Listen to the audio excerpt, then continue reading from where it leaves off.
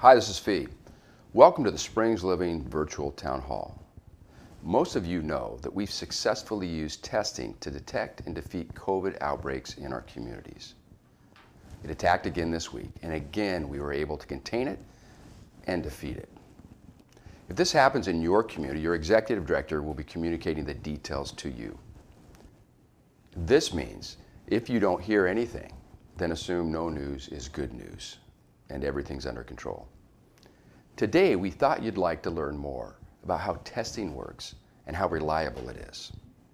To give you the details, I've asked our very own Nurse Brenda, also known as our Chief Operating Officer, to fill you in. Welcome, Brenda. Thank you, Fee. So Brenda, tell us a little bit about the tests we use at the Springs Living to determine that if any staff or residents have COVID-19. And what kind of tests do we use, and when do we know which to use in each circumstance?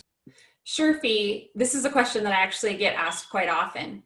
As you know, we've been tracking symptoms of residents and staff members since February 29th, and back then, tests were very hard to come by. But for the past couple of months, we've been fortunate to have access to plenty of tests thanks to the strong network that we have within our profession. We keep searching for new labs so that we have additional options. There's different types of tests that we use. For human testing, we use either a nasal swab test, or we also now have access to saliva tests. The nasal swab tests are readily accessible through most labs, but ultimately are a bit more invasive than those saliva tests. So it's really a nice alternative to have. The challenge with the saliva test, though, is that it does take a larger quantity of a sample than you'd think. So it's difficult for everyone to utilize. So we use them in various situations, as it's appropriate. We choose which lab to work with based on the situation. So for more urgent needs, we have a lab that can actually offer a 24-hour turnaround for results. And many times that timing is so critical to preventing the spread should we have a positive case. But we do diversify our sample submission across multiple labs, because if we were to send the entire company's samples to any one lab, it would slow down our response time. To date, we've conducted unique COVID tests in 87% of our residents in Oregon and Montana. From your perspective as a nurse, Brenda, tell us why that's so important and why that's a good statistic for us to consider.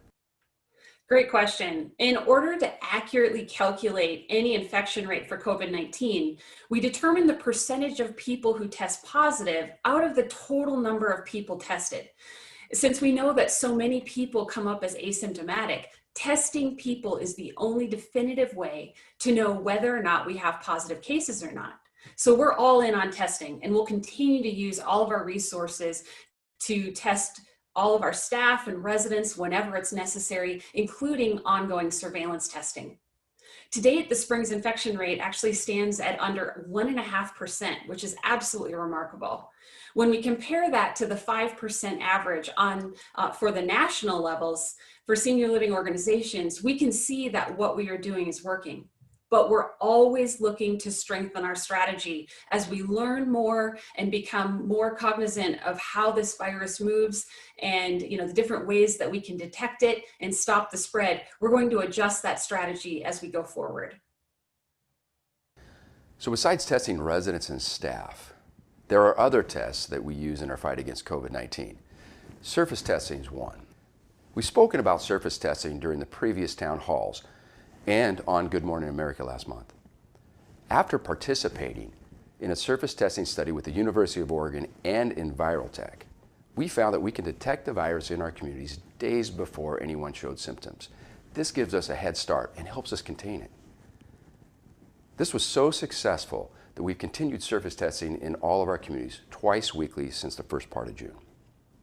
And now we're participating in a new study on air testing, which is being conducted by the CDC and another pilot air testing program with Panasonic.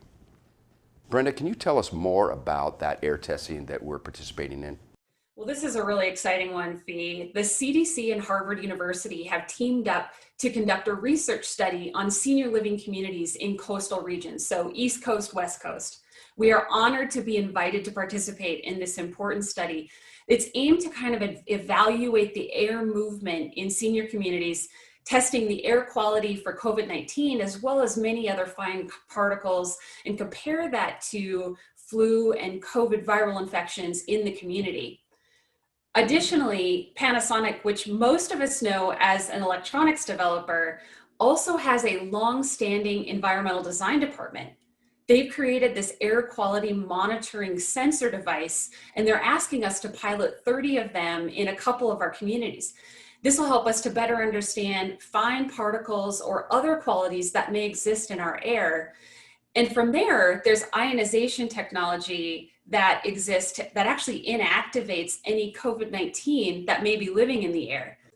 Lastly, EnviroTech, which we remember to be the same company that supplies our surface tests, has created air testing units that specifically looks at detecting COVID-19.